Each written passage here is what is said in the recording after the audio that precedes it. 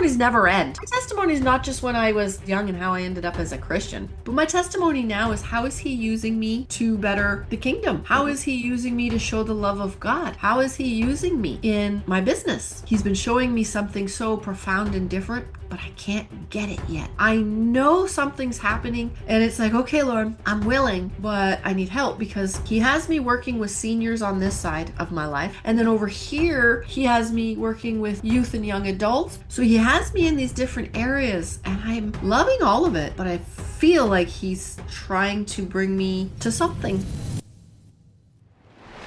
Well, hello everyone. So great to see you. Here we are, the Audacious Faith podcast, where we say that you need to have the audacity to believe that God put you on this earth, not just to exist, but to make a huge difference in the world around you. And I get the opportunity and the privilege on this podcast to truly sit with some people that God's making a difference through. And we get to find out the thread of their life and how God has worked in their life and what he's doing now. We find that God doesn't waste anything. He puts it all together. I know that if you're listening today, you've probably experienced some of that in your own life. My guest today, she is a mental health coach, an international speaker, podcaster, award-winning author. She's a woman of faith. She's busy, but she's productive. God's doing some great things. I'm so thrilled to have her with me. Kimberly Wardell, thank you so much, Kim, for joining us today. Thank you. Thank you for having me. Hello. We're going to let you introduce yourself kind of right off the bat. This is a faith emphasis podcast, and I know that's a lane that you're definitely in.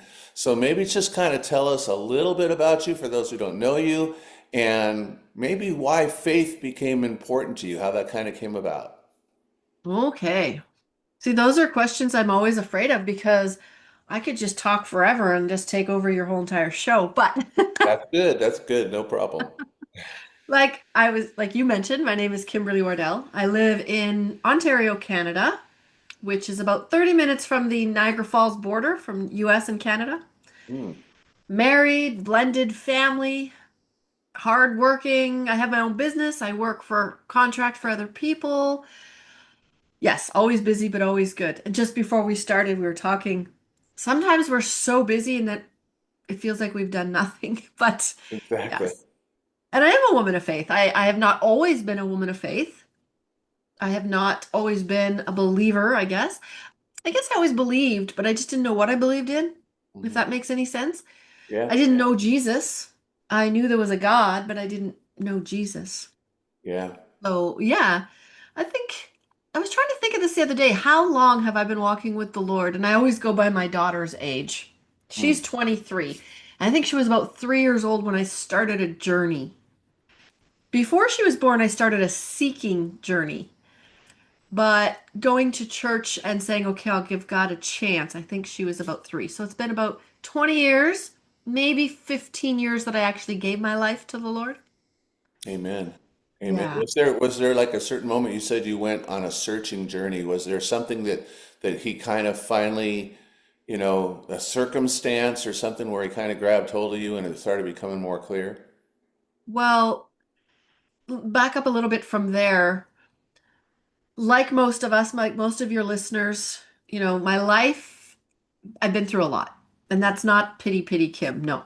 I've been through a lot. A lot of my life is what you see in movies or read in books. Most people wouldn't believe that half of it was actually true, but Yeah. it is. And I think somewhere I missed all of that. I always knew there was something. When you go through a lot, that's when you typically cry out to God. You might Mm. not even know him. People who don't know the Lord pray. Yeah. So I went through a lot. And when you're younger, like, I mean, as a young child, a kid, a teenager, a lot of things happen to you. You get older, you tend to carry a lot of that into your life because that's what you know. They're patterns. You mirror those patterns. And that's what I did in young adulthood, teenage to young adult. I patterned everything that I knew. Even though I knew it wasn't right, it wasn't always good, I still led that life. And so I got to a place in life where I couldn't blame anybody. Because we tend to do that, right? If it wasn't for this, I wouldn't be this way. If this didn't happen, I wouldn't do this. And when I was younger, it happened to me, but I came to a place in life where I realized I'm doing this to me. Mm, There may have been circumstances that led to it, but I have choice. I sometimes didn't realize the choices I had, but there came a time where I was, okay, I have a choice. I can continue this or I can change my ways. And I wasn't thinking faith yet. I just meant changing my life, making different choices, better decisions. And I was coming to an age, I'm not married, never wanted to get married, never wanted children. And I was coming to that age. For some reason, it started to be in my head. And I met somebody who seemed to be on a seeking journey as well. And so it seemed like the perfect match. mhm. And we ended up having a child together, not married. I wasn't a believer, so it wasn't really a big deal. We had a child together, and I think I've never really thought of it this way, but if I'm going to be completely honest, that's where things started to switch in my head.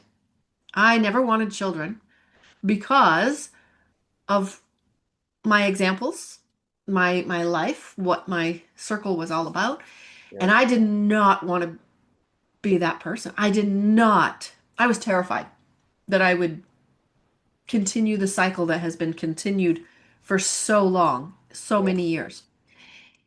And I think when her father and I were on a seeking journey, I realized his seeking and my seeking were two different things.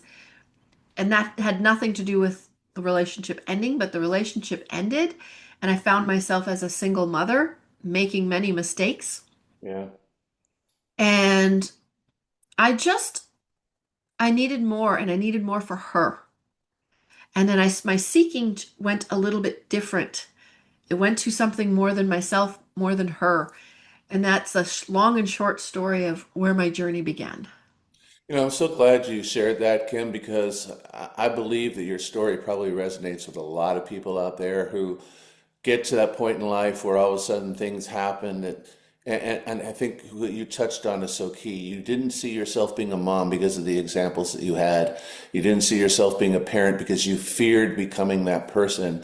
And I'm sure, I mean, I've heard as I've talked with people through the years, so many, as I'm sure you have, that gone through similar things like this. It's not that they don't think it has value. It's just that they fear that they can't do it or they don't want to become something else that they don't want to be. And that I'm sure resonates with so many people. And yet God has other plans. And I love what you're saying that it became more about just you. It became more about just your child. Yeah. You started to sense, and I believe that was God probably just really reaching in your life, saying, "Hey, there's more." Do you find? I know you work with people all the time. Do you find that that's a common thread that people know in their life? They're sensing there's something supposed to be more than what I have. I think all of us, whether we want to admit it or not, innately it's in us. There is something innately in every human being. I'm going to call it worship. Hmm. Now we kind of have a different version of what worship means depending on your religion, depending on Sure. your upbringing. I think inside all of us, there's something innate that there has to be more. There has to be more purpose. There has to be something bigger than us. Yeah. I really do think we all have that in us. And I just want to back up for a quick second, if I may, about my journey on faith. I think this is extremely important. Okay. Before my daughter was born, um, I had come to a place. I won't get in the whole story. I call it quit my life. I quit my life. Mm. I just needed change. And I remember being in my brand new apartment and in my room, and there was no window in the room. It was a basement apartment. Mattress still on the floor because I refused to set it up for some reason. It was my mental state. And I remember being on the floor crying. I mean, crying. Just finished with my life. Like, this is ridiculous. I am exactly the same as every generation ahead of me. And I remember sitting there crying out to God saying, I've heard about you. If you're real, I am giving you one opportunity. Imagine being so arrogant that you give God an ultimatum, but I Yeah. gave God an ultimatum to show himself, reveal himself. And I remember telling him that that was his last chance. I would never give him another chance to reveal himself to me. And I stayed on that floor. I didn't eat, didn't go to the bathroom for over 24 hours. I don't know how long it was. I just know that the same time the next day I was still on the floor. Mm. And he never revealed himself to me. And so I kind of just went on with life, forgetting that part because, oh well, that's what that was, right? Uh-huh. And so I just want to say that was real. And it was only years later that I started saying, okay, okay, and the Lord put people in my life. And it was only years later did I remember sitting on the floor giving him an ultimatum. And in retrospect, I can see where he was. Does that make sense? Yeah, it makes I perfect. wasn't ready. I called out to him, but I wasn't really ready. So I just want to give that I did give God an ultimatum. He didn't answer. I gave up. Now, I have a question for you in regards to that. So, you gave God an ultimatum, so obviously you believe that God was real, because in order to give somebody an ultimatum, you have to believe they exist, right? And so I'm trying to think here because this is what people tell me. You already touched on this, and the Bible tells us this too in Romans chapter 1 that all of us have a sense of our Creator. All of us have a sense. We look around, we see creation, it screams out that someone designed it. And we just know this deep down inside. So you get the person that says, I don't believe in God. Well, it literally, if they didn't believe in some or have some sense of God, how do you even make a decision to deny something? So it kind of doesn't even, it's kind of like, well, I acknowledge it, but he has no relevance or he's not doing what I want. So I'm going to just declare this. But it still almost acknowledges his existence. It sounds similar to what you were saying. I mean, you couldn't be, I'm giving you a chance when I don't even know if you're real, but you're acknowledging that he is, right? Right, right, exactly. I've heard about you, Hmm. and I know people who think you're real, so I'll give you a chance, right? But it was on my own terms. Right. And Which I guess. I think is okay. Jay, I think it's okay if people cry out to the Lord like that Mhm. on their own terms. Because God's got big shoulders, right? He can handle that. Sure. He can handle that. I just wonder sometimes what he's really thinking when he hears things like that. It's almost like, seriously? That's kind of like, the little child coming along and saying, well, I'll do this chore, but it's on my own terms, or Right. I'll obey this rule, but it's on my own terms. And the adult's like, you think so, huh? Yeah. But that's kind of, I think, it's got to be how he sees us when we do that. I think it depends on the heart position, Yeah. honestly.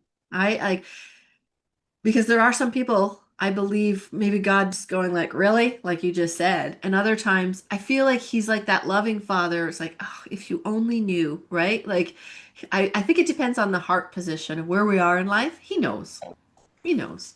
He does know. So I'm sure that he gave you an answer that day. It's just the answer was you'll find out later, but meanwhile you've still got some things to go through until I bring you to that right exact moment. Yeah. Yeah. Yep. Yeah. And I mean, I have so many stories. I don't know what you want me to share, what questions you have. I just have so many stories that, Well, I'd say whatever comes to your heart, that's what you share. well, I'll tell you something then. And I can't even speak. I've shared this story many times because it is probably a pivotal part in my testimony. Hmm. I, years ago, had a ministry.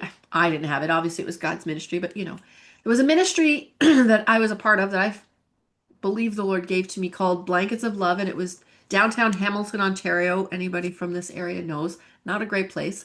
Hmm. And excuse me, I won't tell you how it started. That's another story. But I worked with the homeless and the working poor. So at night, certain times of the week, I did this for 7 years. I would go downtown Hamilton with my blankets, with bottled water, with my love. Very, very new in Christianity, very new in the Lord. Hadn't was going to church, doing all these things, but I hadn't really dedicated my life to the Lord yet.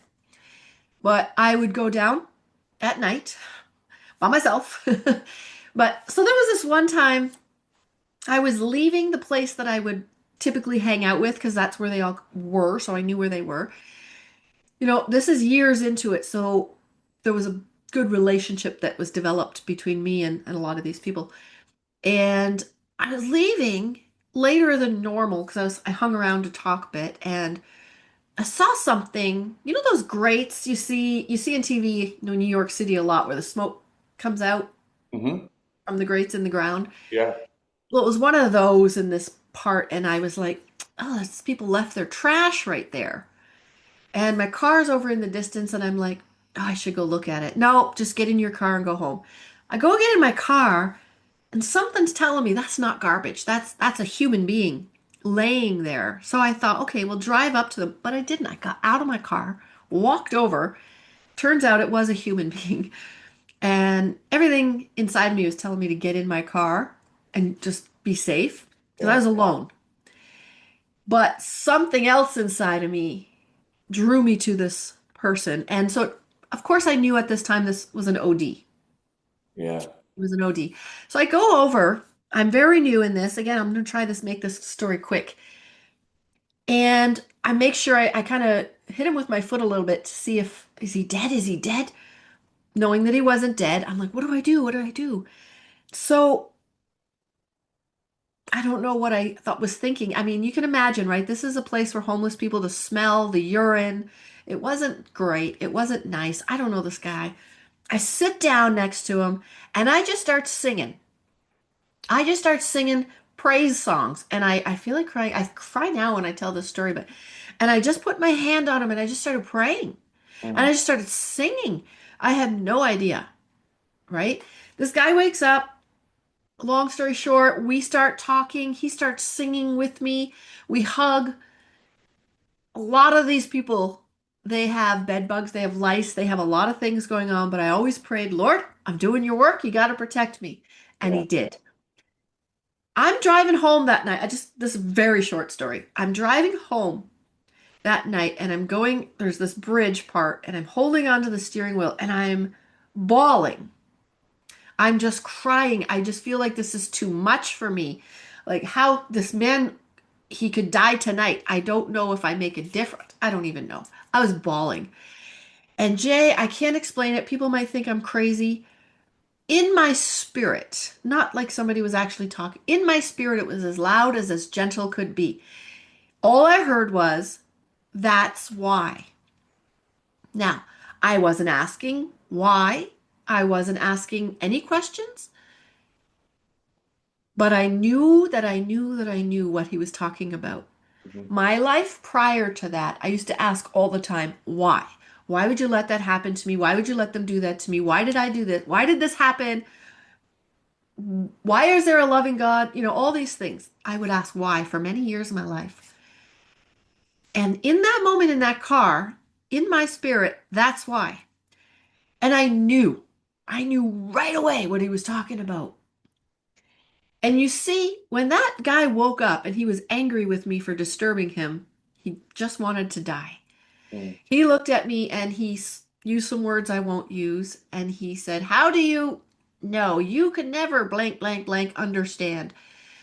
And I was able to sit there, touch him, and say to him, oh, but I do.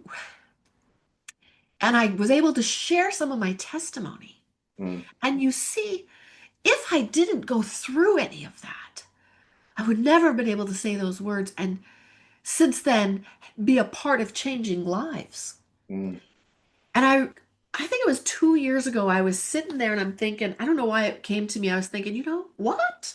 Lord, I could have been so angry with the Lord in that moment. I could have said, what? That's why? To save some bum? I went through all of that for that? Hmm. But I knew in my heart, like I didn't have to. I cannot explain it, but I have never ever asked why since that day. Yeah. And that's the love of God. And you can only know and if you've experienced it, you can only truly understand. And people would ask, oh, really? A loving God would let a child go through that. And he's going to say that's why. How much of a loving God is that? but I don't even need to ask that because the Spirit already told me. Does that make sense? It makes complete sense to me, and I don't think you're crazy because I've heard that still small voice as well. No bright light, no audible, but there's times, it's not every day, but there are those moments when you just know the words. You hear the word, and His Spirit speaks to our spirit. The Bible even tells us that, and we just know. And that's those clarity moments when Yeah. things make sense. I love what you're touching on too, because there's so many people in life that are trying to make sense of why horrible things took place in their life. We are the most qualified to help the person we used to be. We seriously can't unless he was right. The average person would not understand, could not possibly understand. But there was a part of you that did because of the things that you went through, which qualified you to be able to speak to him and to understand and have empathy. And that's another thing. People have a choice, don't they, in life? Some of our listeners right now, they can be angry and they can Yeah. take it out on everyone else and they can just live the rest of their life hurt, angry, bitter, or they can choose love and they can choose empathy. What's the difference and why is one better than the other? Well, you're absolutely right. There is a choice, and it's really hard to get there. Hmm. It really is. I can tell you right now, my sister passed away, a very bitter, angry woman. She was never able to forgive. She was never able to get past the why. Yeah. Okay. And I think the Bible tells us that God will make, I'm going to paraphrase it here, but what the enemy intended for evil, God will turn to good. We Amen. live in a fallen world, and it's such a cliche thing. I know Christians, it's Christianese language, but it is so true. And the world is evil, and the heart is the wickedest of all. So, yeah, crap happened to me. Life happened, and the enemy meant it for evil. He thought he had me, but God had other plans. And so I don't need to be in that world anymore of anger and yeah, I still get upset. I still get bitter. I'm not saying I don't feel those emotions, but I don't blame God anymore. I don't question God anymore because his ways are higher than mine. His thoughts are higher than mine. Thank you. Mm. But what's the difference in the choice is it's easy to blame other people. It's easy to stay in those emotions. I'm not saying it's good. It doesn't feel good to us, but we choose what we know, what's comfortable, even if it's uncomfortable. We choose to stay where it's easiest and to change and to figure out and to go so deep and try and answer some of these questions and seek the Lord on them. It's not easy. It's not easy to, because here's the thing we have to do. In these moments, we must search ourselves. You know how David said, "Search me, O Lord?" Yeah. We, in asking the Lord to search us, be careful what you wish for. He will reveal things to us, and it hurts. Oh my gosh. I always say nobody likes to look at their own ugly, right? Yeah. And in order to get past, to get into those places of love and empathy and all these things, we have to recognize that ugly within us. And nobody likes to be held accountable. I don't like to be held accountable sometimes, like, oh yeah, oh, I remember that. That was terrible of me. But how am I going to get past it if I don't recognize that I have those qualities in me? Hmm. Yeah, okay. Maybe if I was born with different parents, those things wouldn't have happened. But I was. Maybe if I loved myself more, these things wouldn't have happened. Maybe. But it's not what it was. So my choice is what do I do with it now? Amen. Right? Yeah. Look at yourself, recognize that you're not perfect, and it might have been that person's fault. Okay, how did you handle it?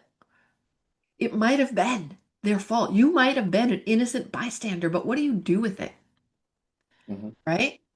To get a little personal, my husband and I were having some pretty significant marriage problems. Nothing, we didn't really, like, there was nothing done to us, right? There was no infidelity or anything like that. Nothing like that. It was just differences of people having marriage problems. And I was in the state always, for the first little while, I was always, well, if he would do this, our marriage would be better. If he would stop doing this, our marriage would be better. And a lot of it was his fault. It was. But how I was handling it, it was just almost like kids saying, I know you are, but what am I? Right? Like, it was Right. like, and then when I stopped all of that, I started to see me in it. And I'm like, oh, crap. I said that. Oh, I did that. Yeah. Yeah, but if I wasn't so angry, I wouldn't have said it. And he got me angry because of, oh, nope, don't go back there. It's a choice and it's practice and it's hard. And when Yeah. I started releasing him and taking ownership, because I can only control me. That's key. Yep. I can only, yeah, he was a jerk, but I reacted instead of respond, right? Mhm. I react. And that made the situation worse. So Yeah. maybe if I stop reacting, the situation wouldn't get worse and we could talk a little bit better. Make some progress. Yeah, I those don't are know. great I don't points. know, but we have to look at our own ugly. We have to. As you're bringing something up, something comes to my mind that somebody told me not too long ago. He was actually also on my podcast, and I know him personally.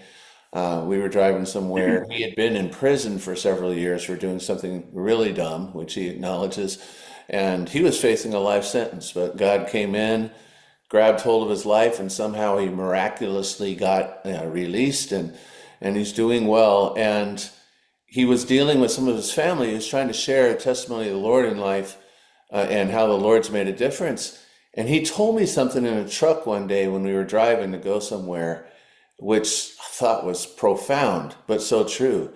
He said, for some reason, everybody wants to always blame God for the things that we either do ourselves or the evil one did and caused. And God's the one that gets all the blame.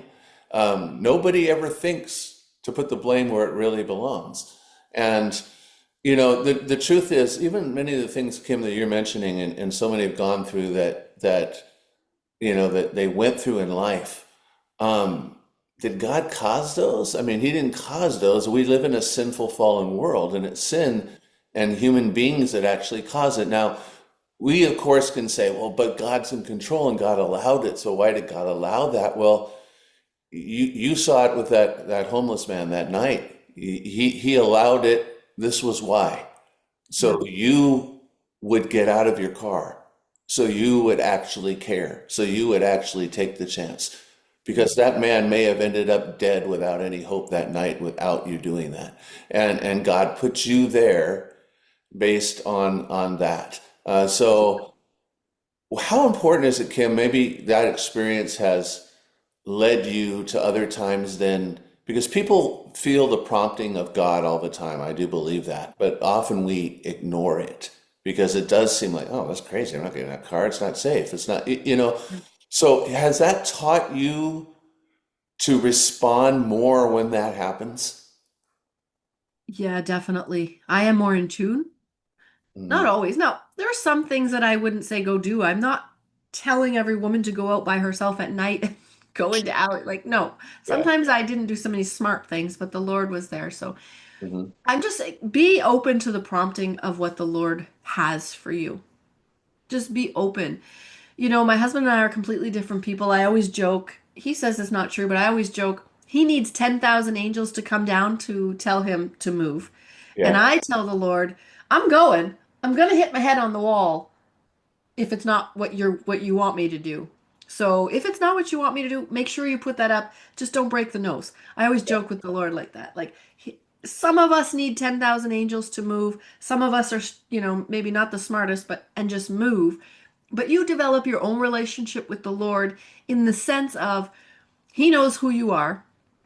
He knows how you act and respond, and He will come alongside of you. Can I say it that way? Like He knows that I need a kick in the butt to get a hint. I don't take hints well, so the Lord He might drop things and I just miss them. So He has to, kick me in the butt to get me aware. So just if you're really willing and open you want to make a difference, you want to be different, be open to the promptings of the Lord. Pray, build that relationship, and then it's practice. Everything is practice, right? Everything. Amen. So, Well, go ahead. I'm sorry. no, I'm sorry, go ahead. You were mentioning earlier the search me, O God, and know my heart. Oh. And this just uh, draws me back to this image that came to my mind right now while you were talking, is that it's funny because we're asked, we're not, we have to understand what we're really asking because God already knows our heart. He already knows us better than we know ourselves. So when we're asking Him to search, it's really like we're asking Him to reveal it to us. I mean, it's almost like when we go into a search engine, we put in Google, we put in wherever we use, whatever you're using, the information's already there. Yeah. We're just asking through a search to have it revealed to us through the search, right? And so do people, you think, need to ask that question a little more often? Oh, I think so. I think so. And you said we blame God, we blame the devil, we don't always blame ourselves. It's Mhm. easy to say, search me. And you're saying, do we need to ask that more? And somebody might come across and say, well, we don't really need to ask him then. We just need to start searching ourselves. But I think in the asking, see, our Father wants to give us the desires of our heart as long as it lines with his desire. Yes. And in the asking, what we're really doing is saying, Lord, I could have blinders on. As a matter of fact, I'm pretty positive that I do have some blinders on. Yeah. And so I want to draw near to you. I want you to draw near to me. And if there's anything stopping that, which I'm sure there is because we're all imperfect, help me see it better so that I can do something about it. You see, there's always an action with us. We have to move forward. God, He's not this puppet on strings where we just tell Him to do something, and because He's a loving Father, He does it. Mhm. There's action on our part. So search me, Lord. Reveal to me, Lord. Help me, Lord, is us showing dependence, surrendering to Him, which is probably the worst word ever in my life when I first became a Christian. To say the word surrender is like, I'm not, no way, no way. I'm not surrendering. Like I was so tough, right? Oh yeah, I was tough. Right. Like I was comfortable, and many of your listeners probably could understand this fully.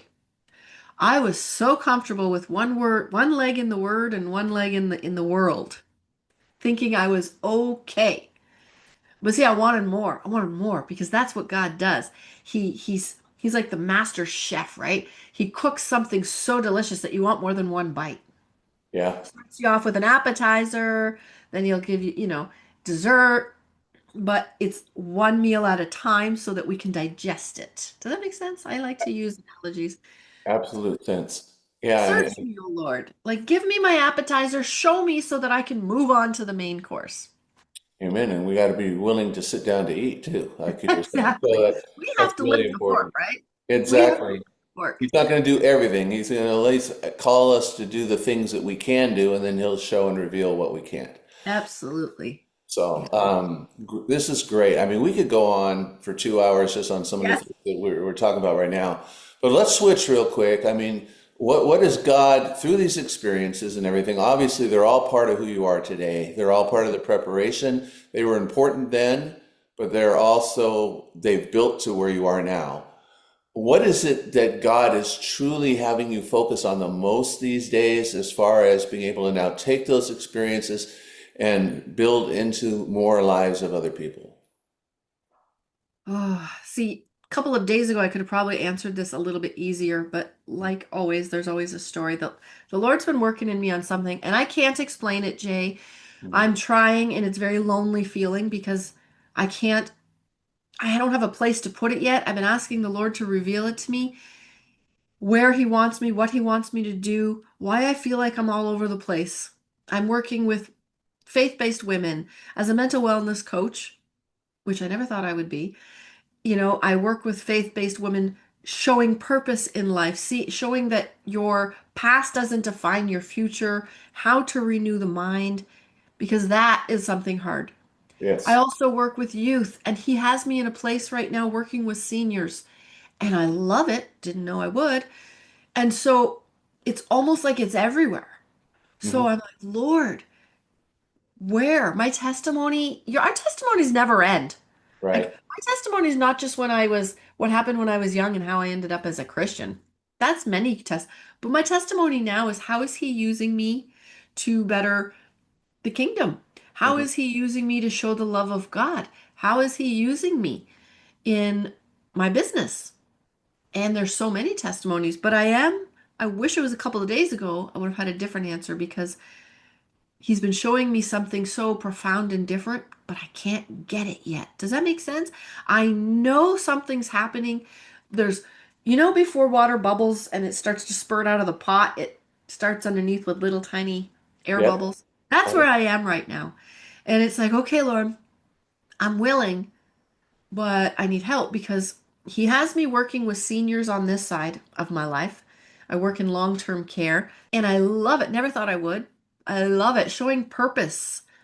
The end of life, people think they have no purpose anymore. They're lonely. Their family has forgotten them. That sounds very sad, but it's true. Life just goes on. And he has me showing those who are almost near end of life that he still loves them and he still sees them. And then over here, he has me working with youth and young adults because life is hard Yeah. and God is there. And he has me showing them that there are choices in life, there are setbacks in life. How are you going to handle it? So he has me in these different areas and I'm loving all of it, but I feel like he's trying to bring me to something. I don't know. Well, just my take on what I'm hearing from you.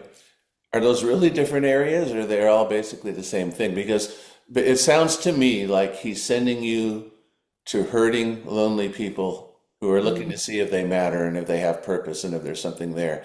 It doesn't seem to matter the age because I think that's pretty common mm, across the board. yeah. And you mentioned two groups that are really known for that, youth and seniors. But I don't know. I think you would probably agree. I mean, neither one of us is in our 20s anymore, but isn't there still that little boy and little girl inside of us that's always been, that has never left? Always, Yeah. always, always. And then you know what? You just touched on something. I just want to say thank you. Mm. We think about these things. I've thought about these things, but hearing it from a different voice sometimes, Yeah. that yeah, they are the same. And I feel always since before I started following the Lord, that I always knew that my voice needed to speak into other people's lives. I always knew that.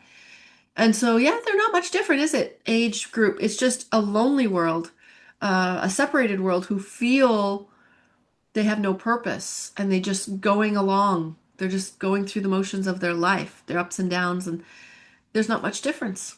And yeah, his love never changes, doesn't matter about your age.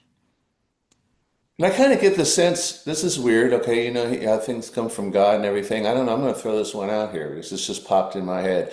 I kind of get the sense that part of your calling might be to put those two age groups together Oh, in some way, where the older can actually be a benefit and encouragement to a younger, but the younger can also be that caring person and build a relationship with the older. In some cases, not necessarily across the board, but for some reason, I sense some of those relationships coming up in the future. I don't know. I'm gonna talk to the Lord about that. My biggest passion in life, though, is teaching God's word. And it's Amen. terrifying. It's my biggest passion and it's my biggest fear. And I say fear only because we know what the Bible says about teachers, right? Yeah. So I'm like, no, no, no, no, no, I'm not.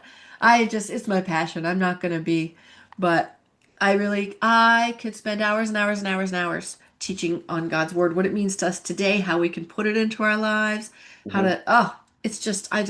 I love the Lord's word. Amen. And I know Follow one of it. the, I want to put this out there. I'm not perfect. I am not Mother Teresa. Even Mother Teresa admits that she was sinful. So, um, I don't want anybody to hear that thinking that I'm some sort of something I'm not. I fail daily. I fail. I get it wrong all the time. The Lord's still working on me. So don't let that make it seem like I'm trying to be somebody I'm not, because I'm not. I just love his word.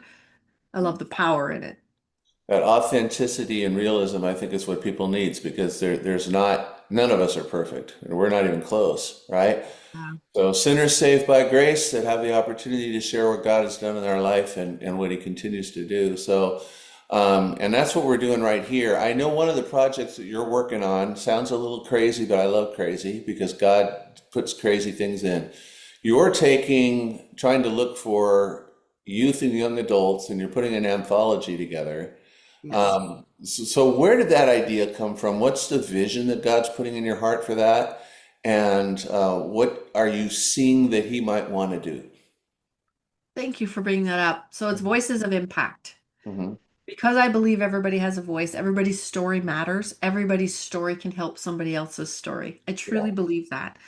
And with my passion for the youth and young adults, today's world is worse than any other generation, I believe. It's always had its time. All of our generations had their moments of badness, if you will. But I believe today it's harder. And so I was a part of an anthology and it gave me an idea. I'm reading other people's stories and it says I get this idea and I'm thinking, how can I get young people together to tell a story when they don't think they have a story and use it for the greater good? And Yeah. then it just, yeah, I don't know, it just came to me like put it in a book. People read books and that can, but it's not the people, it didn't start off with the people going to read the book. Writing your story, it's proven fact that journaling helps, but people don't like to journal, so let's not call it journaling. Write a chapter in a book of a struggle, something you've gone through, going through, a test, I don't know, whatever it might be, how it's changed you, what you learned through it, and what can others learn through it to help them. And so it came to be, and now that's what I'm working on. I need five more. I'm calling them authors because they will be published authors. Hmm. They're going to gain confidence, they're going to gain leadership skills. We have professionals speaking into their lives. This is at no cost. That's very important Yeah. because usually it costs money to be in these things. Sure. This is no charge to them because I don't want to be a burden on them. I want to help elevate them. Because here's the thing, Jay, if we're going through something and everybody's going through something, especially in this time in our life, this age, the young adults, we're going to take that into our future. I told you earlier that I started to mirror those patterns. I started to live that and I brought it into every area of my life. If we don't recognize, manage, if we don't somehow develop different tools, we're going to bring it into our future. And Sure. then the next generation and the next generation. So to me, if we can reach somebody and we can help them with tools and leadership skills and confidence and mental resilience is what I teach on, then even if it's five people we can reach to give them certain tools that they don't carry into their future. Yeah. I mean, we've that's a success. Even if it's one, but that's where it came from. Amen. I love your heart posture on that because so many things are just like, oh, it's going to cost all this money. It's going to, and I'm sure it's costing you money, but at the same time, The that's Lord will where work your that heart. out. I don't know how, but he'll work it out. And that's it right there. How many things for the creators out there that like us that God's, we're crazy. We're doing these podcasts and we're doing these programs and we're doing all these things. And we're thinking, God, we're funding all this ourselves, and we don't, for some reason, we don't even want to ask for help, you That's the know? problem. Yeah, and because we don't want to be pitching like everybody else is pitching this and pitching that. We just want to serve and God, that still small voice is in there going, no, you're not charging for that. You're just gonna do it. You're just gonna trust me. Started off that I was going to charge, and then the Lord was like, "No, you're not. No, you're not." Exactly. It's like, okay, well, you'll find the way to sponsor this book then, Lord. Yeah, it's crazy. I don't know if I was telling you or someone else a story where I went to this retreat. I was invited to share my book at the retreat and have a table in the back and all of that. And Yeah. and I had all these copies and the guy comes to me afterwards and he goes, "Okay, so how you want to work this?" And I go, "Well, a few minutes ago, God told me I was just giving it to everybody." So, you have the argument, but it's like, really? And he's like, who gave you the book? Who gave you the experiences? I'm Yeah. telling you to give it. Otherwise, Yeah. they won't buy it and they need to have it. So it's like, yeah. Yep. So, and then he provides in other ways and he comes through. So he's He in always control, does. right? He always So does. Yeah, so there's people out there right now that either you're one of those five that Kim's looking for, or you know of someone, and don't do this. Don't go, oh, well, no, they wouldn't do it. Because they might. Give They them the will. opportunity to say no, right? Give them the That's right. opportunity. Why Yeah, would they have to somebody be. not do it? Is it because they don't want to relive their own pain or expose it? I think there's top three reasons that I'm thinking people don't want to. They have to be between the ages of 15 and 25. And within that age group, embarrassment, they think I don't have a story. They don't want to put it out there because it could mean somebody will get hurt by reading it. Mhm. So embarrassment, they don't want to put other people, if they tell their story, then they're obviously going to out somebody.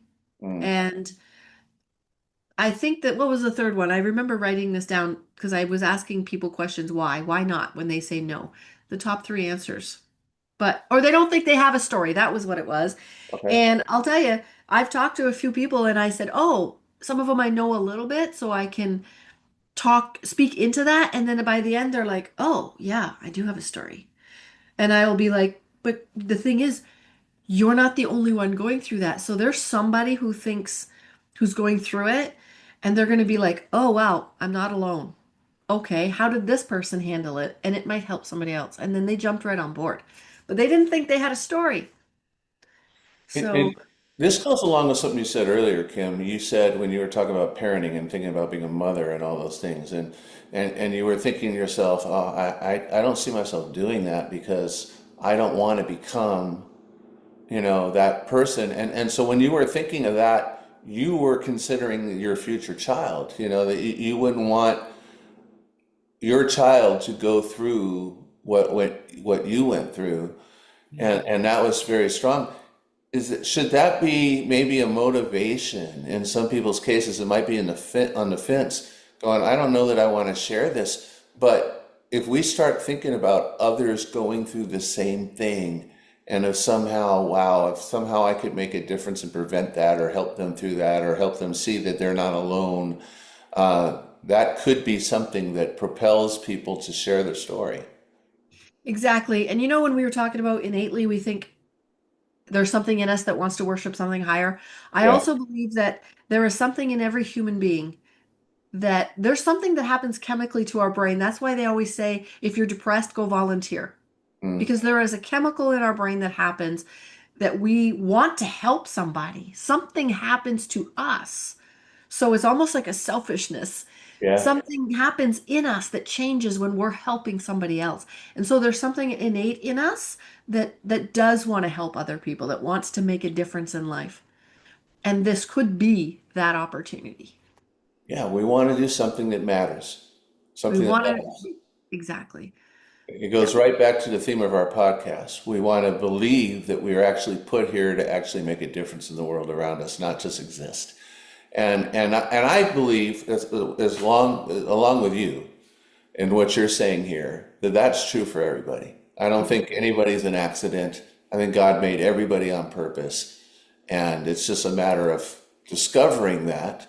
Yes. There's been a lot of factors in people's lives that are trying to press that down and snuff that out, but it's not too late. If somebody's hearing this right now, it is not too late. You're still here. There's a reason why you are. I talked with a lady recently who's doing some great things. Actually, I think she is one that may have been how I got to know you, I think. And she tried to take her life 4 times. Literally tried to take her life 4 times, but God said, "Nope, you're not doing that." He had, he made her really bad at her attempts, and now she's doing huge things. But it's amazing, how God has control over this. So your Yeah. pain can become somebody else's path, Perfect. yeah, and purpose to victory. So when's your? I know that God's timeline and your timeline and our timelines are always different. What's your sense? I mean, just full speed ahead on this, huh? Oh, yeah, full speed ahead. I have a summit coming on March 21st where I Mhm. have speakers lined up to speak into the lives of some of the ones who've already registered to be a part of the anthology. Awesome. And so we're going full head. I mean, it's a phase. The next phase, we're concentrating on the anthology, but my vision in the future this year is a conference in their honor, also teaching them public speaking skills, confidence skills. The very end goal of this vision is to get one or more on a TEDx stage. Oh, that's awesome. But that's very scary to some of them, so that I can't even talk about that with them yet. I want to focus on the book, get some confidence, get some skills into them, and then guide them further down the line. That's key. Progressively, right? You throw that Yeah. out at the beginning, they'll run. Yeah, They'll run. So the yeah. timeline is now. So I think we were February 22nd was the deadline for the applications, but because we started off a little late, we've pushed it to March 15th for the applications for the anthology. So if you're hearing this right now and you know that person, or if it's you, Yes. let's get this here. We'll get this link in our description as well. But why don't you go ahead and say what's the best way to contact you? Yes, I just want to quickly add this. You don't have to be a good writer. You don't have to have great vocabulary. Lots of people like that scares them. We have professionals to help you with that. You don't have to be a good writer or good vocabulary. Just let me put that out there, okay? You'll become a published author. You get to brag about that. That's bragging rights. So, Kim.Wardell at Kim.Wardell for Instagram.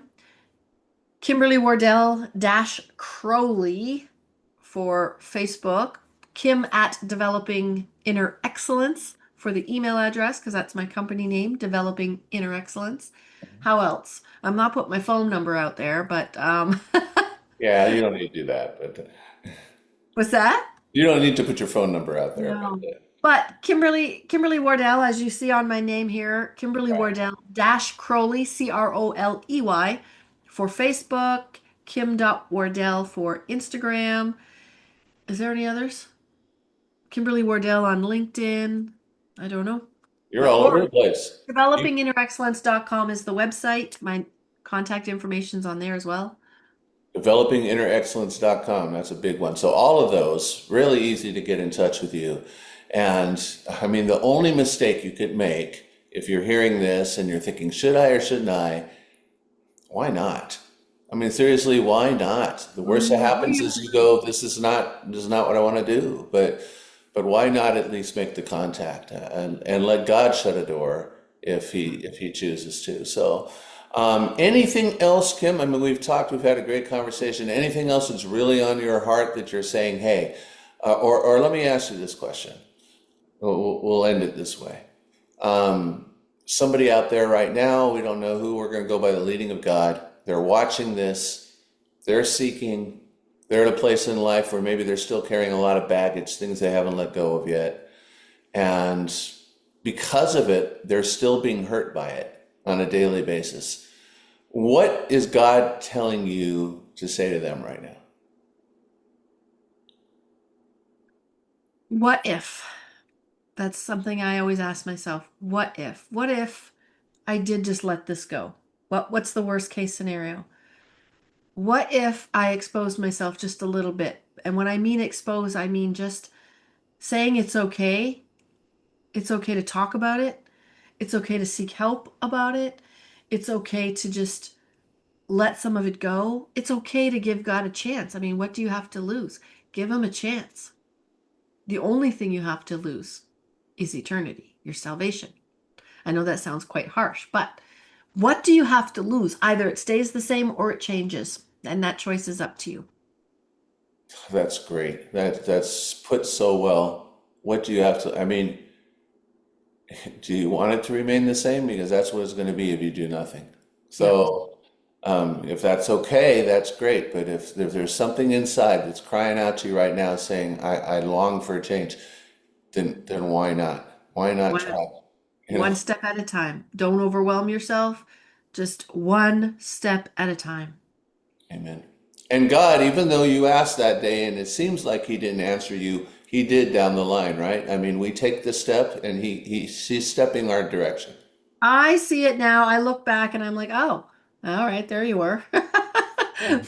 He didn't answer in the way I thought God would answer, but I'm like, oh, there you were.